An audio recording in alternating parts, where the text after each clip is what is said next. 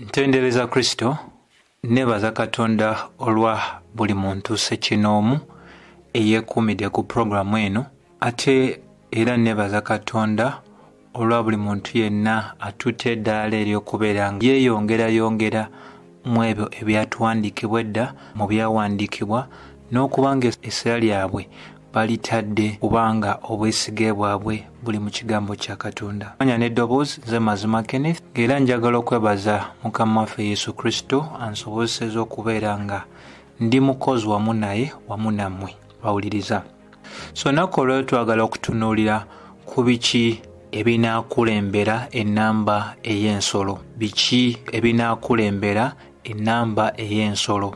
Ebintu bino bye tugenda okuba nga tutunuulira bintu bikulu nnyo olwa wawe tuli olunaku olwaleero. Abasinga bagamba nti ennamba ey'ensolo erabikidde mu bintu ebiyitibwa bu microchip oba obuuma obuteekebwa wansi w'emibiri gy'abantu. Abamu bagamba ebintu ebya kinologiya bye birimu kye twandiise ennamba ey'ensolo, ate abalala ne bagenda mu maaso n'okubeera nga bagamba nti ensonga ekwatagana n'okukyusa ndagabutonde y'omuntu y'ennamba ey'ensolo. Abalala ne bagamba buno bu vaccine oba obulagala bwe bakuba abantu mu biro nga bino bye tubaddemu ebya COVID, nti akalagala ako ke bagamba nti nno ke kajjanjaba obulwadde obwa COVID oba ke kalwanyisa obulwadde bwa COVID, nti muko omwo muyinza okubeera ennamba ey'ensolo. Kati nyo kyenjagala nkugambe gwe naawuliriza, omuntu agamba nti oli muyizi ow'ekigambo kya Katonda, amaaso enosooka n'ogajja ku ebyo byolaba ku TV n'ebyo byowulira ku radio, nosooka oddira ddala mu Bayibuli yennyini n'otegeerera ddala Bayibuli eyogera ki ku nsonga eno oba ensonga eri. Singa Bayibuli si gy'oba okulembeza ku nsonga ezo z'oyinza okuba ng'oyogeddeko, oyinza okumaliriza nga okkiriza ebintu ebiki ebikyamu. So entandikwa ya kino kyonna kwe kubeera nga tugenda mu maaso n'okwesigama ku bubaka Pawulo bwe yawandiika nga abuwandiikira omuvubuka eyali amanyikiddwa nga Timoseewo. Singa osoma ekitabo ekya Timoseewo ekyokubiri essuula ey'okubiri olunyiri olw'15, amuwandiikira nga amugamba nti yiga weerage okuba ng'okakasibwa mu maaso ga Katonda. Ekigambo ekyo kikulu. Katonda akakasa abo abeewaddeyo ne babeera nga bafuuse bayizi ab'ekigambo kye, nga ffenna bwe tumanyidde ddala nti Yesu teyatugamba kubeera nga tukola abagoberezi naye nga tukola abayigirizwa. Jjukira Yokaana 8:3-32, Bebega bwe yali ayogera eri Abayudaaya abo bonna abamukkiriza n'abagamba munaabeera ddala abayigirizwa bange abannamaddala nga mweyongeredde ddala mu kigambo kyange. Tetweyongera mu kigambo kya muntu yenna omulala wabula ekigambo kya Kristo. Lwaki? Kubanga Timoseewo 2:5 etugamba nti Kristo ye mutabaganya yekka wakati wa Katonda n'abaana b'abantu. Twesiga Mama Maria, twesiga Muhammadi, twesiga Bahulala, tetwesiga Confucius, tetwesiga Krishna, twesiga abantu bonna tugambe abayinza okuba nga babaddewo ne bafa nabanga tebakyali mu nsi muno, wabula obwesige bwaffe buli mu kigambo ekya Kristo. Kubanga Yokaana 17:17 egamba batukuze n'ekigambo kyo ge mazima. Bwe tuva ku ebyo tugenda kuba nga tuyingidde mu nsobi. So Bayibuli yongera n'egamba omukozi atagwanidde kubeera na nsonyi wabula nga yawuzaamu bulungi ekigambo eky'amazima. Omuntu nga muyizi ow'ekigambo kya Katonda atuuka ku ddala ery'okuba nga takwatibwa nsonyi ebyo ebigwanidde oba ebigwanira okubeera nga byawuzibwamu bulungi nga totoddeeko ng'ate era tokoze eki togaseeko. Leero tuli mu biro ng'abantu batola ku kigambo kya Katonda nga bakigattako ate ne bakigattako nga bakitoolako nga basomesa ebibanyumira. So entandikwa ya Timoseewo eno ejja tuyamba nnyo okuba nga tutegeera ekitabo kino ekyakubikkulirwa omuli ensonga gye njagala okubeera nga neesibirako ddala. Bw'otunulira essuula ey'e13 naye nga tetunnaba kuba nga tugitandikako nga bwe tusomesezza mu masomo gaffe ag'enjawulo nga tugezaako okubeera nga tukulaga kiki kye tuyita okunyigirizibwa wamu ate era n'obusungu bwa Katonda. Okunyigirizibwa wamu ate era ne kituyita obusungu bwa Katonda eri abo abatali bakkiriza. So essomo lino lye tutunuulira erikwatagana ku ebyo ebinaakulembera ennamba ey'ensolo liri wansi w'amasomo ag'enjawulo ge tukoze agakwatagana n'okunyigirizibwa wamu n'obusungu bwa Katonda eri abo abatakkiriza oba betwandiise abantu abakyamu. Jjukira ekitabo kya Kubikulwa kino kiwandiikibwa abantu abayitibwa Abakristaayo. Entandikwa yakyo nnambulukufu bulungi bw'ogisoma egamba nti mu Kubikulwa 1 okubikulwa okwa Mukama waffe Yesu Kristo Katonda kwe yamuwa kubeera ng'alaga abaweereza be. Bayibuli tegamba okubeera nga alaga omuweereza we. Abamu baaligambye nti bino byalagibwa Yokaana yekka, tebyali by'abantu balala wabula abaweereza ba Mukama waffe Yesu Kristo. Abaweereza ba Mukama waffe Yesu Kristo si balala wabula be bantu abalokoka ne beenenya ebibi byabwe ne bakkiriza Kristo Yesu okubeera nga kye kitambiro kyokka eky'ebibi byaffe eyabyetikka n'amaliriza ng'ayogedde nti kaakano kiwedde Yokaana 19:3. So totuuka kitabo kino n'ogamba ebiri muno tebinkwatako. Nvudde nga nsomesa nga nkulaga nti endagaano enkadde yalanga Kristo Yesu nti alijja. Bwe tugenda mu Njiri 4 ne tulaba nti Kristo yali alangiddwa amala n'ayambala omubiri Yokaana 1:14. Bwe tuyingira mu kitabo ky'Abatume ne kigenda mu maaso n'okubeera nga kitulaga kye tuyita okubuulira okw'enjiri eya Mukama waffe Yesu Kristo. Bwe tuyingira mu mabaluwa go gatwala essira ery'okubeera nga gannyonnyola Kristo y'ani, kutandika ddala ku Baluumi paka kitabo kya Yuda. Bw'oyingira ekitabo ky'Okubikulwa ekyoka kikulagira ddala Kristo Yesu agulumiziddwa ali mu kitiibwa. Ebintu ebyo bikulu nnyo nnyini ddala okubeera nga bikola bitya bifiibwako. So bwe tweyongerayo mu nsonga eno y'okutegeera biki ebinaakulembera ennamba y'ensolo, Bayibuli etulagira ddala singa otandika n'essuula 13 olunyiriri olusooka. Begamba nti era n'enyimirira waggulu ku musenyu ogw'ennyanja ne ndaba ensolo ng'egolokoka ng'eva mu nnyanja. Ennyanja kikiikirira enkumuliitu y'abantu oba kiikirira bannamawanga, nga eyina ensolo eno ng'eyina emitwe 7. Emitwe 7 kitegeeza bukulembeze, ng'era eyina n'amayembe 10 kitegeeza amaanyi n'obuyinza, era nga ku mayembe ge kuliko engule, ate era nga ku mitwe gye kuliko amannya ag'okuvuma, nga kuliko erinnya ery'okuvuma. Tetusobola otegeera ku bwakabaka obw'ensolo eno bugenda kuba bwakabaka bwakola ki, bwakuvuma. Okuvuma ki Bayibuli kyetegeezaawo? Okubeera nga mu bwakabaka buno obw'ensolo oba mu biro bino ebigenda okubeera ebya kanaayo kyani oba okunyigirizibwa. Kasita tunaayingira ekitundu ekyokubiri mukadde akakanayo kyani ke tugenda okulabiramu n'obusungu bwa Katonda nga buyiibwa ku abo batakkiriza. Bayibuli etulaga nti obwakabaka bw'ensolo bugenda kuba bwakabaka bwa kuvuma buvumi.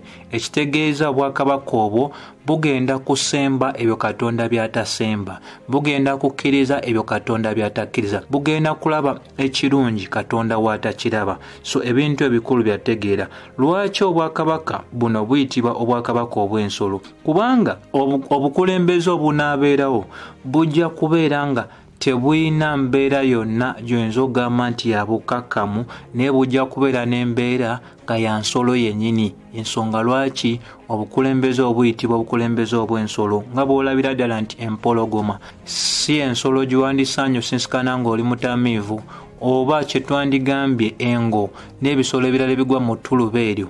Bwe kityo nga bwebibeera nga bikambwe ddala, ne buno obwakabaka bujja kubeera nga bukambwe, naye ng'obukambwe obujjudde okuvuma n'okuwakanya ebyo ebikwatagana ne Katonda waffe.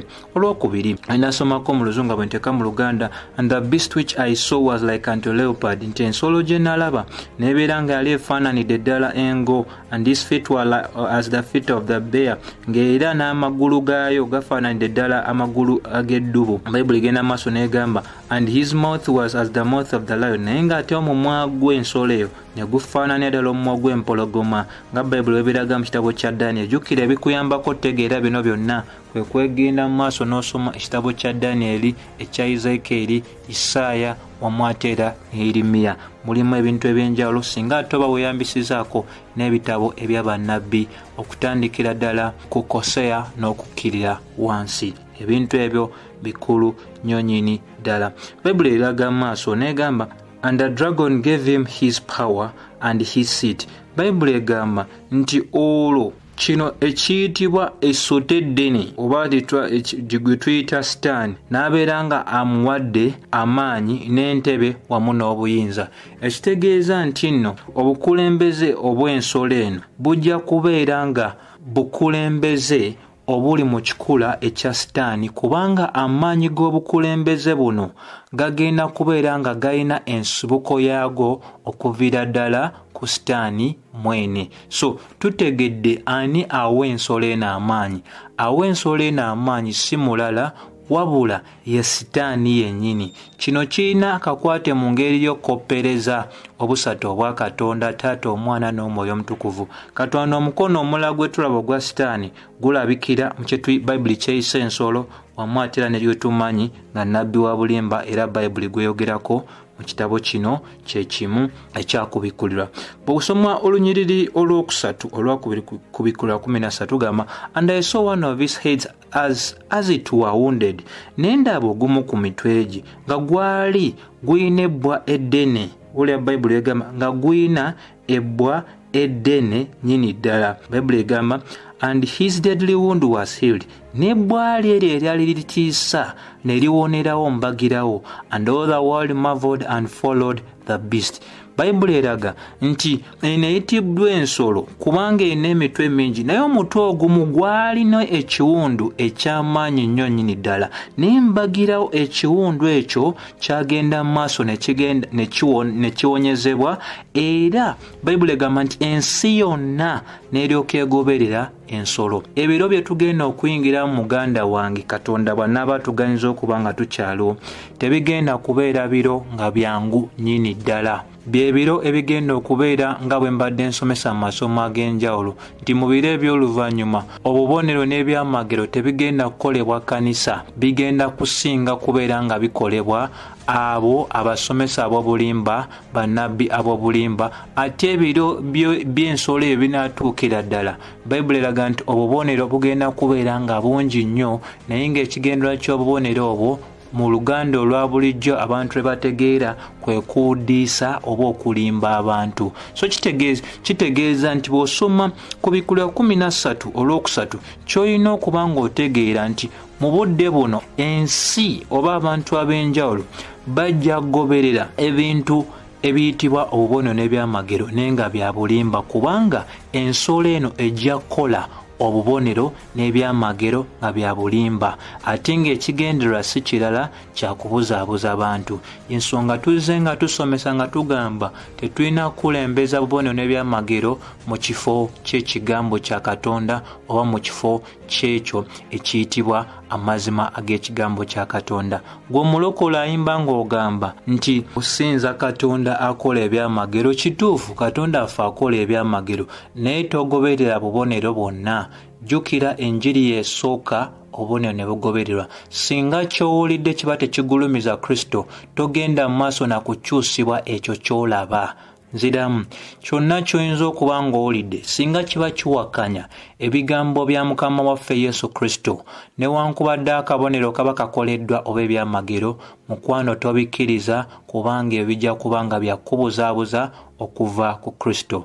Jjukira Simyoni eyali omusajja omulogo mu kitabo kya Bikola by'Abatume 8 eyakola ebyamagero eby'enjawulo. Bayibuli egamba nti abantu bangi ne bamugoberera. Kino kitegeeza nti olunaku olwaleero abantu baagala nnyo okusinza ekyo kye balaba, naye nga jjukira Abalumi 17 egamba omutuukirivu wa Katonda anaabeerawo lwa kukkiriza, ate tetutambula lwa kulaba ne tutambula lwa kukkiriza, nga Bakolinso 2:5-6 paka 7 bwekola ki bweraga. So abantu ab'enjawulo abaze eri Kristo nga bazze eri Kristo nga bawulidde enjiri ey'okugamba nti jangu eri Yesu onaawona endwadde, jangu eri Yesu toddemu kubeera mwavu, jangu eri Yesu onaazimba ennyumba, onaawasa, onaafuna omukazi, onaafuna omwami, onaagula emmotoka. Abantu abo si bakristaayo baddala. Lwaki? Singa banaagenda mu maaso ne balaba obubonero ng'obwo nga tebanoonyeza oyo agaba ebintu wabula ne banoonya ebintu, abantu abo bajja genda mu maaso n'okulimbibwa, ate abantu abo be bagenda okuyiganya abakristaayo abannamaddala. Kyolina okuba ng'otegeera nti ensi egenda kugoberera kino Bayibuli kyeyise obukulembeze obw'ensolo. Lwaki? Banoonya byamagero. Bw'ojjukira mu Yokaana bw'osoma Yokaana essula ey'omukaaga, Bayibuli egamba nti Kristo bwe yakubisaamu emigaati n'ekyennyanja ne baagala n'omufuulirawo kabaka awo wennyininyini. Ekintu kye kimu kiddibwamu byali ng'ali ku mbaga ey'e Kaana mu Yokaana essula ey'okubiri olunyiriri lwa 2 paka 24. Bayibuli tulaga nti bangi ne bamugoberera olw'ebyo baali balabye, naye Mukama waffe n'atabeewa ate era n'atabasemberera. Kristo ayagala omuntu amugoberera ng'anyweredde ku nsonga ey'okumanya nti omuntu oyo mwonoonyi, naye omuntu oyo ategedde nti mu bwonoonyi yeetaaga Kristo yekka, teyeetaaga ebyo Kristo byakola ki? Byakola. Ebyo birina kujja nga bonasi, naye si bye tulina okuba nga tukola tutya? Nga tukulembeza. So birungi nnyo, kirungi nnyo okuba nga tutegeera. Jjukira engeri ya Sitaani yonna yagezaako okukopperera. Kyova olaba Bayibuli etulaga nga Mukama waffe Yesu Kristo bwe yafa n'azuukira, nene ensolo ekiwundu eky'amaanyi ky'alina kyamala ne kiwona mu ngeri emu oba endala okukopperera okuzuukira kwa Mukama waffe Yesu Kristo. Jjukira Sitaani alina ekigendererwa eky'okwagala okubeera ng'asinzibwa. Kyova olaba osoma Isaaya 14 ne Ezekiel 28, Bayibuli etulaga nti yeegomba n'agamba nange njagala nyambuke ku lusozi olwaggulu mbenga Katonda. Ekyokwagala okuba nga Katonda kye kyamuviirako ekyekibi paka kaakano olunaku olwaleero akyanoonya ekyo, naye tumanyi okusinziira ku nsomesa ya Bayibuli tekigenda kubeerawo, wabula bangi bakkiriza okuba nga bagwa mu bulimba bwe. Jjukira nti mu biro bino eby'ensolo tujja kubeera n'obukulembeze nga bwa muntu omu ng'afuga ensi yonna, ng'era abantu bagenda mu maaso n'okubeera nga tebalina kibaawula wabula nga bagoberera kye twandiise policies nga zonna ze zimu. Tewaliwo nsalo y'eno nsi, tewaliwo nsalo y'eri ensi. So bino byonna byatuteekateeka ebinajja mu maaso byonna biri mu Bayibuli. Afaayo nnyo okutegeera ebiri mu Bayibuli, togenda kugwa mu nsobi ey'okugoberera ebintu byonna nga bya bulimba. So bw'osoma olunyiriri lwokuna lugamba so they worship the dragon, ne basinza eryo essota eddene, who gave the authority to the beast, eryo essota eddene eryawa obuyinza eri ensolo, and they worship the beast, ne basinza ensolo nga bagamba ani alinganga ensolo, ani asobola okukola olutalo n'ensolo. Lwaki? Balimbiddwa dda n'ekyamagero ekikwatagana n'okuwonyezebwa kugumu ku mitwe gy'ensolo. Ebintu bino bikulu nnyo bya kutegeera. Olunyiriri olw'okumeka olw'okutaano lugamba and he was given a mouth to speak great things and blasphemies, nti ensolo neeweebwa omumwa ogw'okwogera ebintu ebinene eby'amaanyi era wamu n'okwogera ebigambo eby'ensonyi eby'okuvuma. And he was given power to continue for 42 months. Kino kikulu kyategeera. Bwe twali tutandika amasomo gano twasomesa nga tugamba nti kino kye tuyita ebiro eby'okunyigirizibwa wamu ate era n'obusungu bwa Katonda eri abo abatali bakkiriza. Twagamba nti okunyigirizibwa kuva eri Sitaani, naye Katonda akuganya ne kubeerawo mu ngeri y'okubeera nga abaana be agenda mu maaso n'okubeera nga abayisa mu mbeera ey'okubeera nga afunira ddala abo bennyini abannamaddala. Kubanga embeera ezijja gye tuli, engeri gye twanukula gye ziri, kitulagira ddala nti oli ku musingi oba ennyumba wagizimba ku lwazi oba wagizimba ku musenyu. Singa embeera ejja newankubadde oli mwana wa Katonda n'obeera nga mu mbeera emu oba endala gwe omuyaga gwonna gukujja ku Kristo, kiba kitegeeza nti no olina Kristo omulala gwakkiriza. Kwa Bayibuli era etulaga nti waliwo Kristo omulala, waliwo enjiri endala, waliwo n'omwoyo omulala, nga Bakolose ekyokubiri essula y'10 lwokuna bwe lutulaga. Naye Bayibuli etulaga nti no kiri ekiyitibwa obusungu bwa Katonda eri abatakkiriza. Katonda yennyini yakikola naye ate Sitaani tasobola kigaana kubeerawo. Naye ate ekiyitibwa okunyigirizibwa kuva eri Sitaani ne Katonda ye akuganya nekola ki ne kubeerawo, kubanga awa obuvumu eri abo abakkiriza abannamadala okubeera nga tebagenda mu maaso nakubanga beegaana ekyo kye bakkiriza. Bayibuli eraga nti nno obudde obwo obw'okunyigirizibwa wamu ate era n'obusungu bwa Katonda eri abo abatakkiriza bujja kutwala kye tuyita emyaka 7. Emyaka 7 eyo tugigabanyaamu emirundi ebiri.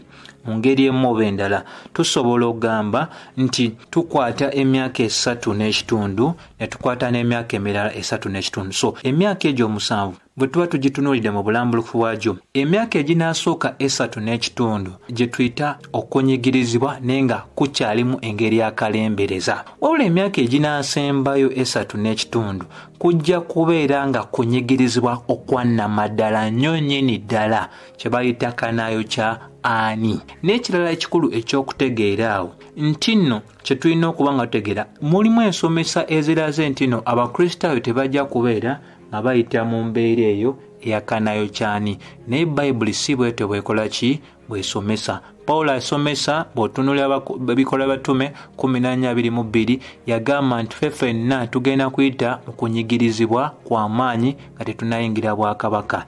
Ebintu ebyo ebimu tubiraba ne mu kkanisa eya Simana essuula ey'okubiri ey'okubikkulirwa olunyiro lw'omwenda paka olunyiro lw'11. Ebintu ebyo bikulu era bya ddala. Mukama waffe naye yabyogerako mu Yokaana 16:33 n'agamba mbabuulidde ebintu bino ng'obudde bukyali.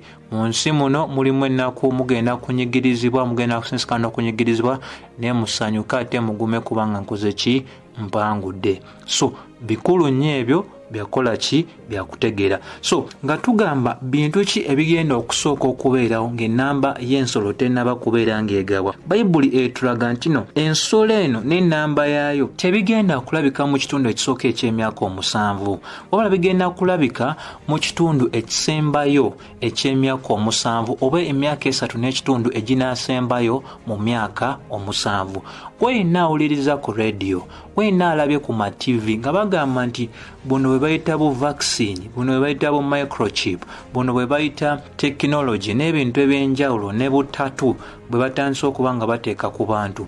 Ebyo byonna si ennamba ey'ensolo. Lwaki? Kubanga tetunnaba kuyingira na mu kitundu ekisooka eky'emyaka 7 ate nga tutegeeredde ddala nti nno kye tuyita obwakabaka oba obukulembeze bw'ensolo n'ennamba ey'ensolo bigenda kulabikira mu myaka 3 egisembayo egy'omwaka 7. Ebintu ebyo bikulu nnyo byakola ki byakutegeera. Kino kye bayise 42 months kwata emyezi 42 ozigabanyeemu n'ennaku eziri mu mwaka 365 ojja kulaba ng'ofuna emyaka 3.5. Olw'omukaaga nga tuli mu Kubikkula 13 Bayibuli eraga era wano and he opened his mouth in blasphemy, n'abikkula akamwa ke mu kubeera nga ayogera ebintu eby'ensonyi eri Katonda wamu ate era n'erinnya lye ne weema ye wamu n'abo bonna abali mu ggulu. Kino kikulu nnyo kyakutegeera. Bayibuli etulaze nti ebiro bino bigenda kubeera nga byakuvuma. Ekisooka ensolo nvumi, abali ku luuyi lw'ensolo nabo bavumi. Bayisaamu amaaso erinnya lya Katonda, bayisaamu amaaso Katonda mwene, bayisaamu amaaso aweema ye, bayisaamu amaaso abo bonna abali mu ggulu lye. So bino bye bituyise abantu bebayita bu vaccine oba obulagala bwe bafumita mu mibiri gy'abantu. Buyinza okuba nga bulina oba obulabe bye bulina mu ngeri y'okubeera nga bagezaako okukyusa ndagamuntu oba ndagabutonde y'omuntu. Naye kyenjagala otegeere muganda wange, amaaso abasinga leero we tuli basinze gateeka ku ggwanga eri Amerika n'amawanga ago ge tuyita aga West. Naye bw'oba osoma Bayibuli, kyenjagala obeere ng'otegeera nti obunabbi tebutambulira ku ggwanga lya Amerika. Obunabbi butambulira ku ggwanga erya Isirayiri. Bw'oba totunuulira Isirayiri ne Yerusalemu wamu n'amawanga ageetoolodde Isirayiri oli ku nsobi. Amerika be bamu ku bazanyi abagenda okubaako bwe bakola, naye Amerika tolina giteekako nnyo mu maaso okusinga okutunuulira Bayibuli n'eggwanga eryo erya Isirayiri. Jjukira kabaka waffe akulembera bakabaka bonna yazaalibwa mu eryo eggwanga, n'ajja era mu eryo eggwanga mwenyini mwe yakomererwa, era mu eryo eggwanga mwenyini mwe yasasulira ebibi byaffe. Omutawaana gwonna guli ku eryo eggwanga. Abalabe baffe nnamba emu nga tebannaba kutuukira ddala ku Bakristaayo bakyayagala ggwanga eryo n'abalirimu okubeera nga babasaanyizaawo ddala. Jjukira endagaano ya Katonda terina kkanisa wabula erina Bayudaaya. Ffe twateekebwako obuteekezi ne tugattibwa ku kikolo. Ebyo byakutegeera. So kino abantu kye bayita ennamba y'ensolo mu ngeri emu oba endala. Kye njagala obeere ng'otegeera amaaso gajje ku kye tuyita Amerika. Kigajjireko ddala obeere nga otunuulya kiki ekiri mu kitundu ekiyitibwa mu njogera ya bulijjo Middle East, oba mwe twaligambe ku Isirayiri n'amawanga agagyetoolodde. Jjukira nga bwe nkugambye nti ensi tetambulira ku Amerika. Newankubadde leero abasinga balabye nnyo firimu z'Abamerika, balabye abayimbi b'omu Amerika, balabye engoye z'Abamerika n'ebintu ebiringa ng'ebyo ne design ne fashions ez'enjalo. Kati ebyo bibali ku bwongo. Naye kyenjagala otegeere obunabbi butambulira kwaga amawanga ageetoolooledde ku Isirayiri, ate ng'eggwanga ekkulu lyennyini erya Isirayiri. So ebyo bw'obyerabira obeera ovudde ku mulamwa. Kati leero embeera eriwo emazeeko abantu emirembe, eragira ddala nti abantu Bayibuli baagivaako dda. Wabula byonna bye balaga ku TV, bye bawulira ku radio, bye basoma mu mawulire, bye bisalawo kiki kye bagamba nti eno ennamba y'ensolo, eno si nnamba ya nsolo. Jjukira Isaaya bwe yali awandiika ng'aweereddwa obubaka. Bwe mba nkututteko katono mu kitabo kya Isaaya, waliwo ekigambo ekikulu kye njagala okulaga ekiragira ddala nti abantu babeera bavudde ku mulamwa, ate baba bavudde ku mulamwa babaviiriddeko ddala. Bayibuli egamba bw'otunuulira Isaaya 8:2 egamba to the law, era ekigambo unto the testimony, n'eri obujulizi, if they do not speak according to the word, nti omuntu yenna singa ayogera naye nga kyayogera tekigoberera ebyo ebiwandiikiddwa, it is because there is no light in them. Ekyo kiba kitegeeza tebalina kitangaala mu bo. In other words, abantu abo tebalina mwoyo wa Katonda mu bo, mu bufunze tebalina Kristo mu bo, kubanga Kristo kye kitangaala ekyajja mu nsi, era ayakira abantu bonna ng'ayagala bave mu kizikiza bayingire mu kitangaala. Ekyo tuyita okununulibwa, n'ojja mu bwakabaka obw'ekizikiza n'oteekebwa mu bwakabaka obwa Kristo Yesu nga bwa kitangaala. So singa otandika okugoberera Amerika byekola ne by'owulira mu mawanga ag'enjawulo n'olowooza nti nno eyo y'ennamba ey'ensolo mu ngeri y'okulwanyisa buno obulwadde obutigomeza amawanga obuyitibwa bwa COVID. Nkubuulira COVID akyali kuliisa bijanjaalo mpiso, naye waliwo embeera enzibu egenda okukola ki okujja. Kati olaba abantu batendereddwa kaakati ne bumasiki bwe bagamba okwambala n'ebintu ebyokunaaba mu ngalo n'okubeera nga bakomako obutagenda wano ne wali, kiriba kitya? Yeremiya bw'aba awandiika bw'ati bw'atulaga mu Yeremiya 12:5 egamba nti if you have run with a footman, bw'oba odduse n'ab'ebigere, and they have worried you, ne bakukooya, how can you contend with the horses?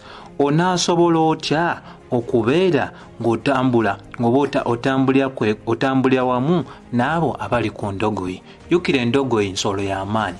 Ne Bayibuli kyegezaako kyetulaga wano ekisinga okuba nga kikulu. Omuntu abanga aweekera ng'embeera ekyalinga nga bw'eri tebinaba nakutabuka bulungi. Kati kinaaba kitya ng'embeera etabukidde ddala? Kyova olaba tulina okuddayo ku musingi ogwa Bayibuli, kubanga kuno okuweekera kwe tulaba abantu ne buvaccine, abantu ne bumasiki n'ebintu ebiringa ng'ebyembeera nga byonna biri batuuyanya, balabira ddala tuli mu ssaawa esemberayo ddala. Kati kinaaba kitya nga ensolo yennyini n'ennamba yaayo eviiriddeyo ddala? Kubanga ebisookerwako ebanga bituzitooweredde. Kati olwo biri ebisembero ddala ebizito tunaasobola obbiwanirira banaasobola obbiwanirira. Jjukira kaakano tuli mu mbeera ez'okunyigirizibwa naye kuno si kwe kunyigirizibwa okwannamadala. Okwannamadala kuli kumpi kujja. Bayibuli egamba nti ensolo neeweebwa okubeera nga efuga ng'egenda mu maaso n'okukola emyaka 3 n'ekitundu egisembera ddala. Emyaka egyo tegigenda kuba myangu. Kitegeeza ki? Nti eyitibwa ennamba y'ensolo tegenda kubeerawo kaakano paka nga tuyingidde mu myaka 3 n'ekitundu egisembayo mu myaka 7. Olwo tulyoke tukole tutya? Tuyingire millennium. Kati waliwo ebintu ebimu byonna okusooka n'otegeera. Bw'oba tonnalaba bulumbaganyi ku kibuga ekya Yerusalemi nga butwaliramu amawanga gonna nga geegasse mu ngeri emu oba endala, zikina Russia twala tugende, tukyali kuliisa ebijanjaalo n'empiso, era tuba twanguye nnyo okugamba nti nno ennamba y'ensolo eryo eddagala lye bali okuba abantu ssaawa zino. Jjukira ennamba y'ensolo tegenda kubeera nga erabikako mu nsi yonna paka nga Yerusalemi mu ngeri emu oba endala esaliddwako oba ng'erumbiddwa amawanga ag'enjawulo ate agava wa ewala. Bw'osoma ekitabo kya Kubikkulirwa essula 11 ebintu ebyo byonna mwebiri. Nakugambye nti nno obunabbi butambulira ku ki? Ku ggwanga eryo erya Isirayiri obw'ebiro ebisembayo. Isirayiri wegulinga nga kye twandigambye tofumbye ebintu byonna ne mubuzeemu omunnyo. Gwe munnyo bw'obanga ogujje mu bunabbi mu biro bino ebisembayo ng'oyogera ku bintu eby'ensolo n'ensolo yennyini, nkubuulira by'oba osomeseza biba tebiriiyo nnyini ddala. Bayibuli etulaga nti oyo ayitibwa omusajja ow'okwonoona oba omusajja ow'obukyayi oyo, the man of sin. Bayibuli etulaga nti no bw'anaaba amaze okubikkula, jjukira tabikkulwa nga tetunnafuna abantu beegaana kukkiriza kwabwe oba bava mu kukkiriza. Ng'ekitabo ky'Abatesaloniika bwe kitulaga. Kankulageko mangu mu ddakiika zino zenina entono. Bayibuli etulaga, now we beseech you brethren by the coming of our Lord Jesus Christ, tubeegayirira olw'okujja kwa Mukama waffe Yesu Kristo, by our gathering together, olw'okuŋŋaana kwaffe ffenna wamu, that you should not be shaken in mind, muleme kubeera nga muleetebwa kukankana mu ndowooza zammwe, and troubled neither by spirit, nga mumalibwako emirembe olw'omwoyo oba olw'ekigambo oba okubbaluwa, as from us that the day of Christ is at hand, nga twogera ku lunaku olwa Mukama waffe Yesu Kristo. Olwokusatu, let no man deceive you, temuganya muntu yenna balimba, by any means mu ngeri yonna, for that day shall not come, olunaku lwa Kristo terulabike, except there come a falling away fast, okujjako ng'abantu basookedde ddala ne beegaana okukkiriza kwabwe, that the man of sin should be revealed, oluvannyuma ng'abantu bamaze okwegaana okukkiriza kwabwe, ekyokubiri ekinaagoberera kwe kubeera nga oyo omwana ow'ekibi abikkulibwa. Bayibuli eraga mu Lwokuna, who opposes and exalteth himself, oyo awakanya ate yeegulumiza waggulu w'oyo ayitibwa Katonda, and that is worshipped, era oyo asinzibwa, that he as God sitteth in the temple, ye nga yeefuula Katonda ajja kukkirira e Yerusalemi atuule mu yeekaalu enaazimbibwa ey'okusatu nga yeefuulira ddala Katonda. Ekintu ekyo kiba nakyo tekinnaba kubeerawo. Kyemmanyidde ddala nti naawe okimanyi nti yeekaalu ey'okusatu tennaba kubeera ng'ekola ki? Ng'ezimbibwa. Naye singa ezimbibwa nga akaseera ako akakayisanyo aka Danyeri kayogerako mu ssuula ey'omwenda olunyiriri olwabiri paka 27. Akaseera ako kasita kanaatuuka n'olaba nga yeekaalu eyo emaze okubeera nga ezimbibwa, n'owulira nti waliwo omuntu agiyingiddemu n'atandika okuba ng'agamba okusinzibwa kuweebwe eri ye, ng'otegeerera ddala nti ennamba ey'ensolo teri wala. Naye byeba tebinnaba kubeerawo, nkukakasiza ddala tukyali ku bulimba obw'ebyo bye tulaba ku maradio, bye tulya ku maradio ne bye tulaba ku TV, kubanga tugaanye okusoma ekigambo kyani kya Katonda. Ensonga endala gye tulina okuteekako essira kyeyo Bayibuli gy'eraga singa oba osome ekitabo ekya Kubikkulirwa. Baby gamani, it was granted unto him to make war with our saints. Naweebwa obuyinza okubeera ng'akola olutalo n'eri abo abayitibwa abakkiriza ate wamu n'okubawangula. Ani amuwa obuyinza obwo? Bayibuli etugamba nti twasoose ne tutegeera nti obuyinza obw'ensolo bwe yalina okubeera ng'ekola ebyamagero bwagiweebwa Sitaani oba gye twategedde ng'omusota, naye bino ebisigadde eby'okubeera nga akola olutalo eri abatukuvu wamu n'obbawangula kye tulina otegeerera ddala mu byonna ti Katonda waffe w'amaanyi era afuga ebintu byonna era yennyini aganya kino ne kibeera mu bufunze. Tusobola okugamba nti Katonda mwennyini ajja golokosa ensolo eyo ng'agigolokosa olw'ekigendererwa eky'okubaako ebintu eby'enjawulo byayagala okubeera ng'atuukiriza. Nga mu ndagaano enkadde Katonda bwe yaganya bannabbi b'obulimba n'abo abaloosi okugenda mu maaso n'okukola obubonero n'ebyamagero ne bituukirira, naye nga ebibonero obwali bwakugezaako okujja abantu ku kkuba ettuufu ery'okusinza bakatonda abalala. Bayibuli etulaga nga bw'ekyali mu ndagaano enkadde eky'amateeka 13 osooka paka olw'omukaaga, begamba nti yabaganya okukola obwamagero obwo ng'ayagala okubeera nga agezesa abantu be okutegeera oba balina omukwano eri yekka nga baali tebagenda kugoberera bukatonda obulala. So ne wano mu biro bino byebigenda okubeera ebyokunyigirizibwa wamu n'obusungu bwa Katonda bwanayiwa ku abatali bakkiriza. Katonda ajaganya ensolo eno okukola byonna byekola. Jjukira tusomeseza amasomo ag'enjawulo nti Sitaani talina kyasobola kukola okujja nga Katonda akola ki? Amukkiriza.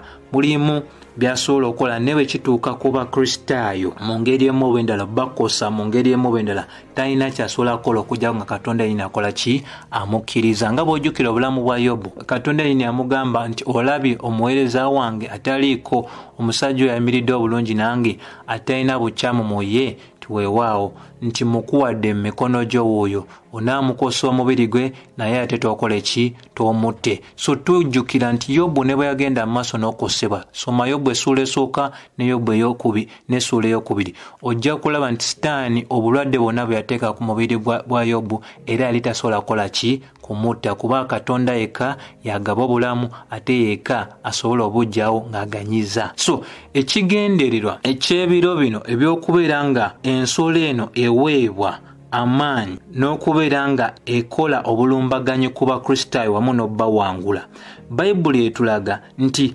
bimuweebwa ku buli lulimi lwonna, ku buli ggwanga lyonna na ku buli ggwanga lyonna. Era Bayibuli eraga nti eri abo bonna abali ku nsi kyali kibagwanidde mu ngeri emu oba endala okusinza ensolo eyo. Abo bonna amannya gaabwe agaasangibwa nga tegali mu kitabo eky'obulamu eky'omwana gw'endiga eyo eyaweebwayo nga ssaddaaka okuviira ddala ku misingi egy'ensi nga teginnateekebwawo. Era Bayibuli egamba nti alina amatu yenna awulire, olw'ekumi. Ate oyo anaatwalibwa mu busibe anaagenda mu busibe, oyo anattibwa n'ekitala alina okuttibwa n'ekitala. Mu biro bino waliwo ebintu eby'enjawulo byenjagala tubeere nga tufaako ebigenda okubeerawo nga bikulu nnyo nnyini ddala. Abamu bagenda twalibwa mu busibe, abalala bagenda kuttibwa n'ekitala, nga tulina ngeri yonna gy'osobola kukola ki? Kubeera ng'okivaamu. Jjukira ekigendererwa eky'ennamba eno ey'ensolo kwe kakasiza ddala nti Abakristaayo bonna bagenda mu maaso n'okuwerebwa okubeera nga tebaliiwo. So tujja kulaba mu biro ebyo bonna banaabaawo bajja kulaba okuttibwa okunene ennyo okw'Abakristaayo abanaaba baganye okutwala ennamba ey'ensolo. Kuno kulyanga okugezesa okugenda okujja ku nsi yonna, naye mu nsi eyo mulimu Abakristaayo n'abatali Bakristaayo, naye Abakristaayo kujja kubeera ate nga okugezesebwa kwa maanyi nnyo gye bali, kutya nti Omukristaayo wannamaddala ye Mukristaayo agenda okuyimirira nga ne bwe kiba kitegeeza kutwala bulamu bwe bunaatwalibwa naye nga takkiriza ennamba eyo ey'ensolo.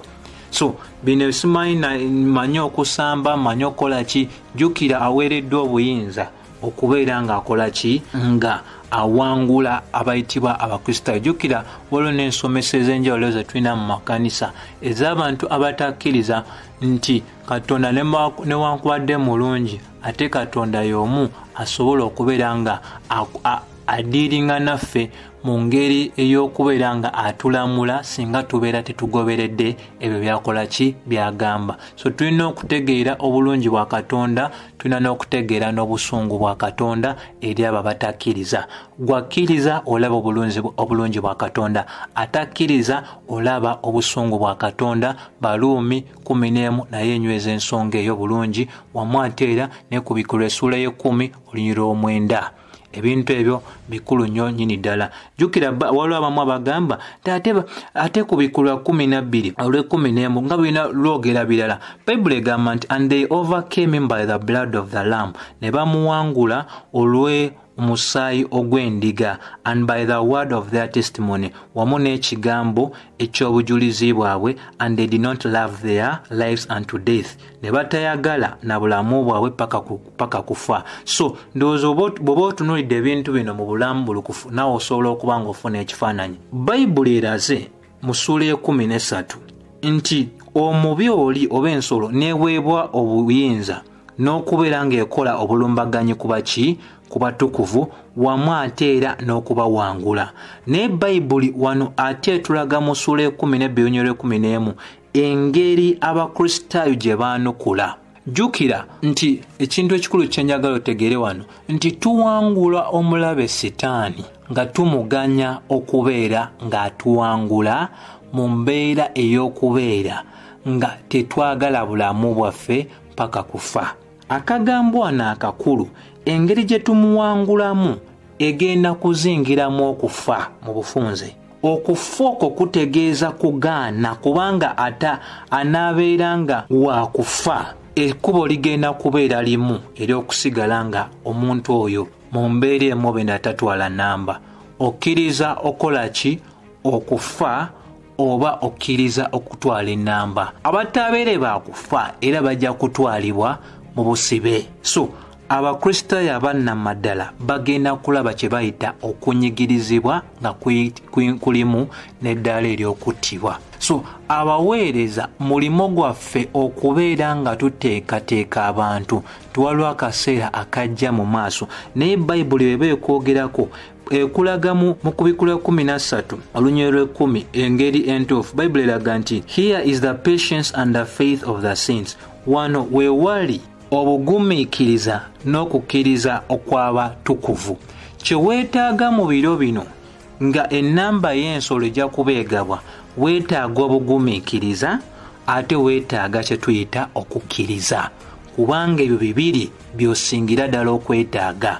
Weetaaga bugumiikiriza na kukola ki? Na kukkiriza. Naye ate ensolo yo amaanyi gaayo gagenda kubeera mu bino wammanga: okutwala abantu mu busibe, ekyokubiri, wamu n'okutta. Mulimu ekitala, mulimu n'okutwala mu busibe. So Abakristaayo balina okubeera nga beeteekerateekera ennaku ezo ez'okutemula, ez'okutta buli muntu yenna awakanya obufuzi obw'ensolo. Bino abantu babagwako mirembe leero olw'okuba nti amakanisa gaggaddwawo, ebizimbe mwe bakuŋŋaanira bigaddwawo, titebakyasobola kugenda wali oba wali ng'ebyo byokka bibamalako emirembe. Kinaaba kitya mu budde obwo nga okugula oba okukola ekintu kyonna olina okuba n'ennamba. Wansi bw'eti bweraga mu Bikulu 13 olw'e11.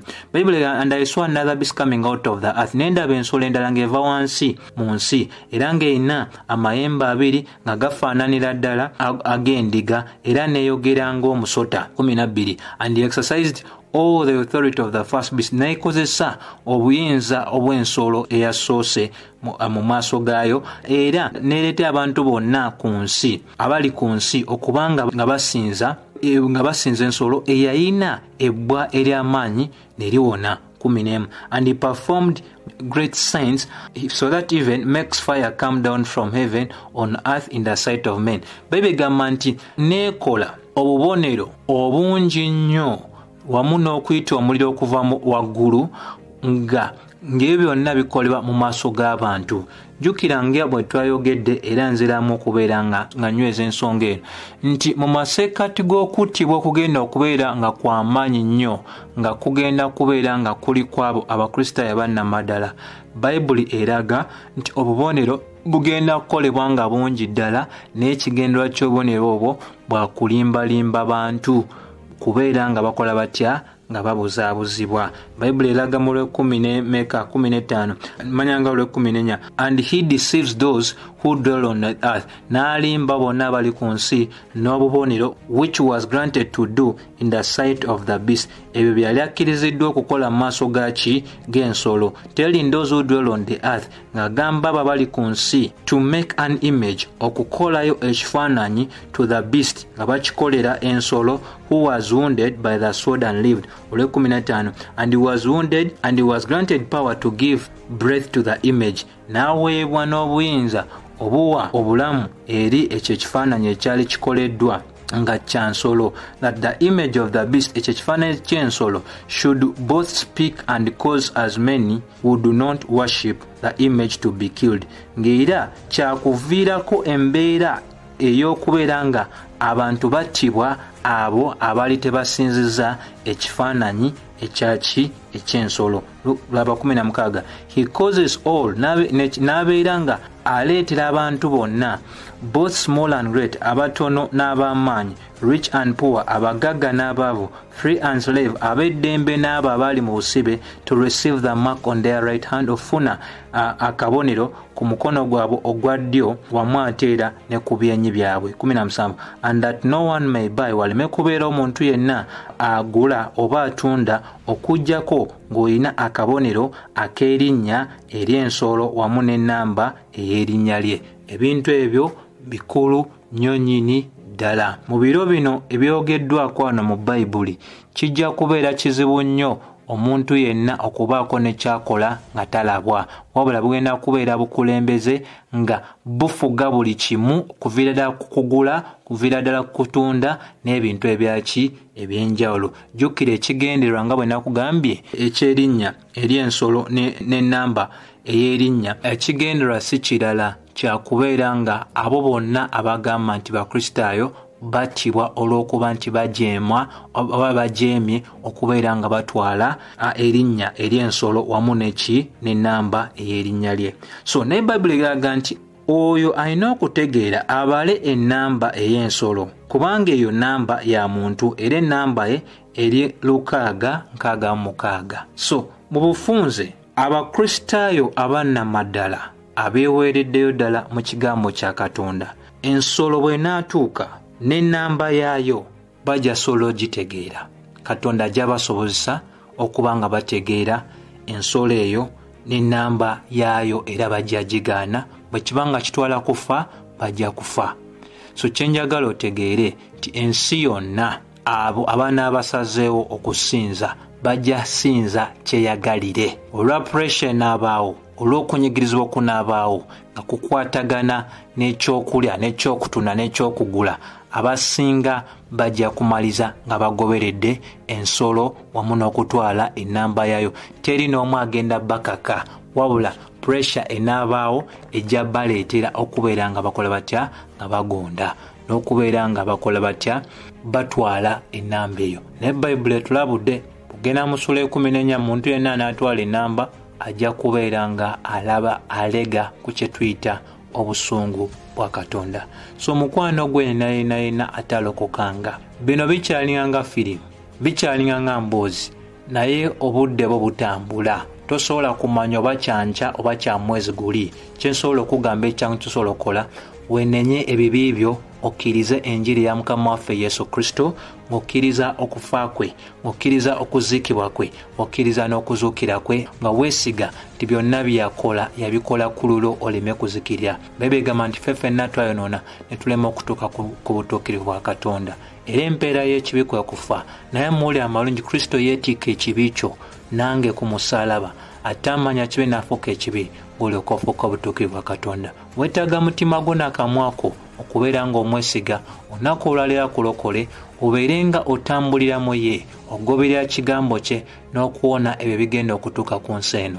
Totwala ddala lya kugamba nti enkyoba luli, kikole leero lw'olidde obubaka, lokoka, otandike okubeera ng'otambula mu bulamu obusanyusa, ate obulamu Katonda bw'ayagala ng'obeere ng'otambuliramu. Bangwe n'ekibuzo kyonna tukubireko ku note 773 23 765. Muli ba mukisa.